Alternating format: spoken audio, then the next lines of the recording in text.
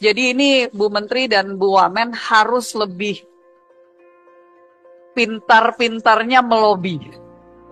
Saya tadinya itu Danau Toba akan maju pesat, tapi sampai hari ini pun saya tidak melihat ada kemajuan yang pesat.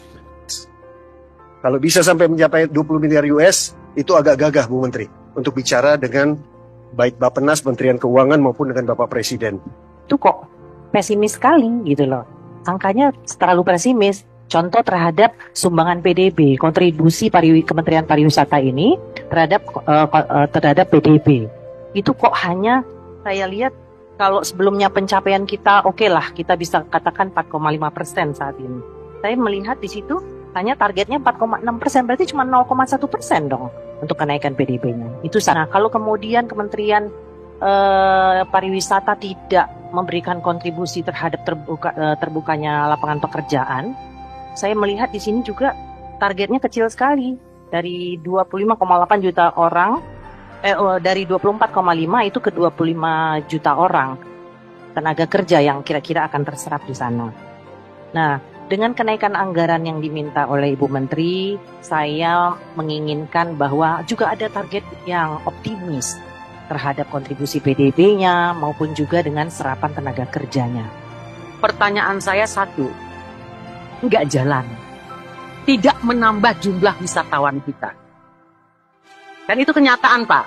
Jadi dalam pembangunan pariwisata, sepertinya saya nggak tahu dalam hal ini apakah Ibu pernah duduk dengan Dirjen Imigrasi, dengan kementerian terkait, saya nggak tahu. Tapi ini akan menjadi hambatan ke depan. Ada nih saya lihat teman-teman tanya sama Ibu, what do you think mengenai isu-isu yang mengatakan Bali over tourism? Saya ingin mendengar pandangan Ibu Menteri.